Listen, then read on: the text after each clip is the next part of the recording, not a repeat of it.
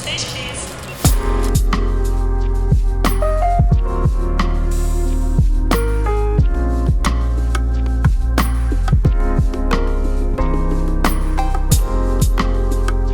Hi guys, and welcome back to the final episode of the podcast. Can you believe I it? know. Oh my goodness. Today we're gonna just take a little trip down memory lane, Yes. have a look back at some of our past episodes, have a reflection on what we've learned and what we're doing next. Yeah. So should we start off with what we've learned about running a podcast Yeah. and doing it? For sure. I think there's lots of background work that goes into it. Like, what I realize is that once you set the foundation, it becomes so much easier. So that's all things from branding, making a logo, to like finding an editor, to finding out your style of editing, and also like how you're asking questions when you have guests on, like all those things, and how you're organizing your podcast. Like, do we do a Google Drive? How are we splitting things up? Color coding? Do we have a calendar? Like all those things. It's like once you figure it out, then it gets so much easier and you spend way less time, recording and getting out episodes. But then to set that up is a lot, especially if you have no experience. And as we've mentioned, like, we were essentially handed the podcast. It wasn't like we had like months to go, oh, we really want to start a podcast. Right. This is what we need to do. Here and here's you what go. We need to learn. We're giving you the money support. We were handed it. So we had to figure things out as we went. And it has been such a great learning curve. Yeah, I mean, I really feel like a woman... feeds, like, you said RSS feed to me before, I don't know. Clue. I really feel like a woman in STEAM right now. Yeah.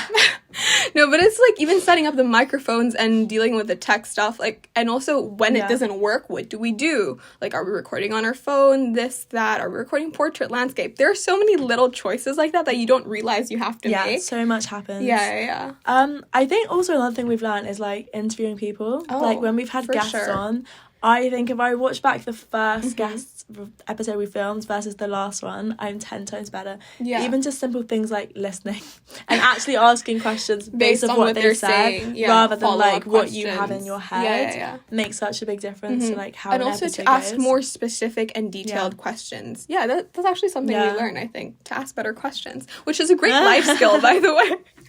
No, definitely. And I think we probably learned stuff about ourselves as well. Like, I didn't realise how much I would love actually discussing these topics each week. Kind of just said yes on a whim, like, why not? But I genuinely loved talking to a camera and just, like, discussing things. Yeah, it is a lot of fun. And also, it's like some of the topics, for example, if Amelia has an idea for something, I might not be, like, particularly interested initially, or it might not be something I would have ever thought of. But then I go, like, I'm so glad we did that episode. Like, I learned so much. Like, for example, with episode 5, that's not something I would have thought of because I didn't know about it. And then I'm so glad you brought that up. And then, got really lovely guests on our show to talk about that. That's great. Yeah. Should we, like, pick a favourite or, like, top episode? I don't know if I can pick a favourite, but top ones that we enjoy filming for whatever reason. Yeah, for sure. I think maybe the one I enjoyed recording most was the one with Gertrude, like the Zimbabwean Theatre and the African Women Playwrights Network, because I feel like that was the first time we knew how to ask good questions. And, like, I really felt the conversation developed in a way that was very much, like, in that moment, and we could not replicate that again. Yeah, I agree. And something about that made the next episodes easier to record and also, like, more special. Yeah. I feel like I'm going to say 2. First one would be episode 2, which was like our take on classroom representation. I love that episode. I think that one was just great because it was so relevant to us and our experiences at university, and also being able to hear from people who do drama at university, and if they didn't, why they didn't. I feel like it does sort of sum up what our podcast is about in a way. And I liked about that episode, it's like I knew, for example, I didn't know Fikayo, but I knew but I never knew her story and also, like, how she felt about lots of these things, which is weird because it's like I've been in a class with her for like a whole year, but I didn't know all of these things. And to know that they struggle with similar things, but then they're also sharing these new perspectives. It's very exciting, actually, to talk to people who you think you know, but you don't really know. Definitely. And I think the next area would have to be one of the first minis, like maybe like the ranking episodes, only because deciding on the minis was such a process for us, figuring out what sort of content we wanted to do. I think that was the first sort of fun episode we did, away from all of the more serious, academic race-related topics. And, like, everyone really loved that episode. Like, it's one of our best performing ones. And I think it was just fun. It was the first time where we, like, had, like, fun. Deciding on the minis was just such a nice thing because I don't think lots of podcasts do that. Like, they do short-form content, like reels and whatnot. But to have a dedicated, like, we're doing full episodes and minis, I think that was quite a unique thing. And also, it was a great way to build our brand and also to reach new people, and I think it worked because we made lots of reels based on those and they did well as well. For sure. Yeah. Should we do like the one we didn't like? Yeah, for whatever reason, not necessarily the content was bad, but just like, was there a topic that you personally struggled to engage with? I feel like mine probably would have been online versus in person. Oh, yeah. And I think that's another honest thing to discuss. I feel like there were times where we struggled to think of content and then we ended up sort of resorting back to like common themes. I think that was an example of one where we were kind of like, oh my gosh, we're doing great. We've got all these episodes out and we need to keep going. Like, the content can't stop. And I think that's another thing with an episode like ours, which is so focused. Yeah. There were times where we did feel a bit trapped in our topic and think, what can we go? Because I think it's good to be specific and to be focused, but then sometimes you go, well, I've already talked about that. Yeah. Or like other people have talked about it enough. Yeah, I mean, of course, like the least interesting one to me was like the podcast rebrand and like updates, but that was because we had to like explain what was going on. So I wouldn't really count that as a real mini. But I also do agree, one that I was kind of like hesitant about posting is the online versus in-person one. Yeah. Mostly because we just came out of COVID and I felt like we talked about it so much. And I was like, maybe we talked about it too much. Yeah, like people are so done with it. Yeah. But like I'm still glad we recorded it and we just have it there because like, this might sound dramatic, but it is still a piece of history, and someone might one day listen to it and go, wow, like, that's when it really changed, you know? True. Like, maybe short term, it's like, why did I do that? Yeah. But long term, like, that's cool. Like, our kids, whatever, can listen to it and go, that's what you experienced. Yeah. Is there anything you would change about how we did the podcast? If we had more time and maybe resources, I would have focused a lot more on marketing and creating reels that weren't necessarily about our episode, but on creating our brand. Because I think I'm proud of how many people we reached based on what we did. But I also feel like my vision for the podcast would have been to invest more in marketing it and also in the branding of it. If that I completely agree. I feel like we both know what we could have done and what could have been possible. Yeah. But a year really is a short space of time, especially when you don't have the planning time beforehand to sort of like figure it out. Like, I feel like we were changing things all the time. Not most podcasts. Quite a few do record on a sort of weekly basis. But I know a lot of podcasts do go, right, we're going to set it up. This is our set. We're going to record these episodes. We're going to go. We've planned everything out. We know what's coming up. It's a lot more thought of in advance. And we really did have to just go. Yeah. And also I think as students who have completely different schedules as well, and this is not like our main job, it's hard to go like, okay, are we recording now? Like, are these guests also available? Things like that. I'm not saying adults don't. I mean, we're adults, but like other people, you know, when they're working and not in university, don't have busy and hectic lives. But it was like a challenge that we experienced when, you know, like it was hard to schedule things. Even like, so some of the, I guess we could talk about some things we wanted to do, like yours was marketing. I think mine was just like visuals. Like, it would have been so cool if we could have had like multiple camera angles, for example. Yeah, for sure. Or like, with the marketing. I think like, with promo, like I really wanted to do promo shots of Amelia and I, you know, like just for branding so that we can post it every once in a while. And I just had all these visions of like kind of like magazine cover style shoots. But of course, like there's not only a budgetary constraint, but also like a time constraint. And yeah, it didn't work out, but I'm glad we have what we have. Yeah, it's not a bad thing that those things didn't happen. I think it would be worse if we were satisfied. Do you know what I mean? If we looked at it and we were like, wow, this is amazing. I agree. Great. I think it's a great thing that we're like, we love what we've made and we're proud of what we've made, but we're also aware of like how it could be elevated. And that's why I'm so excited for the next people to take over. We'll talk about that a bit later. Yeah. Should we talk about us first and like maybe what our plans are going to be going forward? You can go first. You're yeah, this girl is finished. We're finished, we're done, we're out. So I finished uni. We have 2 weeks left of term officially. I finished all my exams there. I don't do exams. Finished all my essays and performances. So I did my dissertation, which I think I mentioned. It went so sad. well. I could not see it. Like, it went crying. So well. I actually did cry.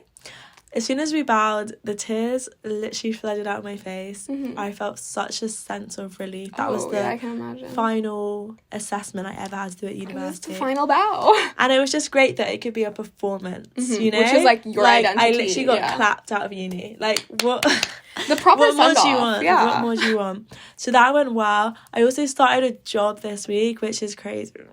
It's crazy. I don't know what I'm doing. Like, why did I do that? But yeah, I started my job part-time, so I'm doing a bit of marketing, programming. And then, the rest of it, I'm just figuring it out. Like, I think I want to try freelancing, which is why I have taken a part-time job over, like, corporate London gal. And what do you want to do when you're freelancing? I think I want to get into producing, maybe movement direction, even just more marketing. Like, I'm not really tied down, but I'm also conscious of, like, wanting to, like, perfect a craft. Like, that is also something I'm quite passionate about. So I don't want to spread myself too thin, even if I do feel capable of doing loads of things. I do want to kind of find my niche that I want to go for. But I'm excited chilling. Like, I haven't got a set plan or thing I want to do. I'm just kind of vibing and happy to see where life takes me right now. I'm excited to see what it is, honestly. I mean, for me, up next is summer holiday. Like, I'm so excited. Europe, here I come. Oh my gosh, but after that, next year, things I have lined up in terms of performing stuff. Hopefully, I will be directing Carmen, which is a very big opera, and that's what we're planning, like 60 to 65 cast members. Hopefully, oh my gosh, we're gonna take that to panel like next week. So wish me luck, please. Yes. And then I'm going to be acting in The Welkin. It's a play at the Criterion Theatre in October. So that's what I have planned. But then also we will be mentoring for our podcast. We will. So I guess this is a good segue into the future of our podcast. Yeah. There's a potential that everything we say now could change. Yes. Bear that in mind. But this might not be 100% real. So we're going to say what we know now, or as far as we understand the situation. But there will be new hosts of the podcast who will be taking it on. Guys. We've had a great time doing it. We've had a good run. But with me leaving... And me, I want to focus on third year and also Carmen. It just feels right to hand it over. Obviously, we've spoken, our focus was race, and I think that was a really great focus for us, being able to, like, talk about our experiences. So we're also, as much as we're handing it over to other people, we're also going to hand it over to a new topic. Yeah. Whether that's feminism, class, or any other sort of... aspect of identity. That's the word. It's still going to be inclusivity focused because it's still funded by Innovation Fund. Yes, that's what it's called. But that's the plan. That is the plan. So we're thinking of it being like a second season. So hopefully it will still be under Strangers by Nature. But, you know, we'll change the logo a bit, make it the you know, profiles of the new people, hopefully. Change the colors a bit, make it more interesting for you guys. And hopefully the new host will also have ideas about, you know, whether they want to do minis or focus on other short-form content. But we will be mentoring them, which is really great. And our editor, hopefully, as well. Hopefully, yes. Can we just shout out Lewis for a sec? Shout out Lewis. Yeah. So I hope when you watch this, thank you. Without Lewis, what are we? Yeah, exactly. It's like all the ways in which our podcast has elevated, whether it's from the audio or the visuals or just like the theme song, that's all Lewis. And like, we honestly couldn't do it without him. Like, it has changed our lives to have an editor. Like, I am sorry, but like, we would have not been oh my gosh, doing what we're doing. Talia is so right. Like, obviously we're the hosts, we're the producers, and that is a lot of work. We have to organise guests, you have to maintain, like, especially the socials, initially, book the rooms, make sure guests are happy, coordinate everything with the department. For sure. But like, without literally though, you're so right. Without Lewis, we'd be dead, maybe. Just kidding. No, we wouldn't. Not that dramatic, but like, we really value Lewis. So Lewis, like, really huge shout out to you. Yeah. Like, we're so thankful. Definitely. And then us two will hopefully all be mentoring the next host. Yeah. And then as well, it's nice for us because everything we've mentioned about wanting to elevate the podcast, they can use us as the stepping stone. Yeah. So theirs can only be better. Do you know what I mean? Like, it can only get better. And we've already set the backbone for it, you know. It's like, of course, they'll have their method, they'll have their ways of organizing things, of communicating to people, but they will know what worked for us, and they will have the RSS feed already set up, all those little things. It amounts to lots of time, actually, and it saves lots of time. I'm just, like, really excited to see where it goes. I feel like starting is always the hardest part. Oh, for sure. So I'm just so excited for these new hosts to just come into something comfy. Hopefully they feel comfortable and just like soar with it. Yeah. Actually, one last question before I feel like we're going to close it out is, like, do you feel you've ever sort of run out of passion for this? Ooh. Because I suddenly thought of that, and it's like, or were you not as passionate at first and then it became something that was like a part of your life? I think this is something like me with everything, not just the podcast. I'm someone who doesn't not appreciate, but it's only when I do it that I'm like, oh my gosh, like, I love doing this. Even with dancing sometimes, if I go like a week or 2 weeks, then I go to rehearsal and I'm like, and I think in a sense that's how I felt about the podcast. There were times where it's like it felt like work, because it is work, like, you are putting time into this. But no, like, sitting here now, I'm so happy. Whilst, like, it's possible that before some episodes, the 20 minutes before, I was like, oh, gotta film, here we go again. And then as soon as I get into the booth, I'm literally so excited. We're in the zone and recording. What about you? I mean, very similar to me. I think sometimes it's like on the way, or, you know, the days before a podcast when we're planning, I'm like, I have no ideas. I don't know if this is gonna be good. I'm a bit tired, you know, I don't want to do this. But as soon as you're in the zone, you remember why you do it. And it's, I mean, yes, we're getting paid, but also it's not about that. I think we've found a real passion for it. And also it's like collaborating with someone who, like, I respect, and also it's like someone who I learn a lot from. Like, definitely. I've learned a lot from all the things you made me aware of around, you know, Warwick, but then also just, like, people that you know. Like, that's very valuable to me. I agree. Yeah, and the same. It's been a great experience, and I'm going to be sad to not put out much content myself. Maybe I'll say hi on the, you know, Instagram every once in a while. Like, hi guys, we're still alive. But really thank you to all our listeners as well. Yeah, thank you so much for the support. I didn't think, I mean, like, obviously we don't have, like, thousands of listeners on Spotify or whatever, but I mean, we have more than I expected, especially for such a niche topic and for something that came out of a university. You know, it's not like this huge thing. I'm really proud to have the listeners that we do have, and it's really not about the numbers, but it's about people who, like, walk up to us and tell us, oh, you know, they listened to that episode. I found this really helpful. Like, it actually means so much. I'm always caught off guard. And also it's like people that sometimes you don't expect to be listening I'm like, to you it. listen to this? Yeah. Fair. And you're like, when's the next episode? And I go, oh my gosh, sometimes I feel like I'm just doing this, you know? Yeah. So thanks for making us feel special, guys, and also for making us feel heard. Yay. I'm so sad about this, but I'm also, like, really happy to let it go and give it to someone else. It's necessary, I think. I think all good things come to an end, and it's not necessarily an end. It's a continuation. But as Talia says, thank you so much. Thank you so much. We can't even say I'll see you in the next episode. No. You'll see our energy. You'll feel it somewhere. How about you'll feel our energy in the next episode. Bye guys.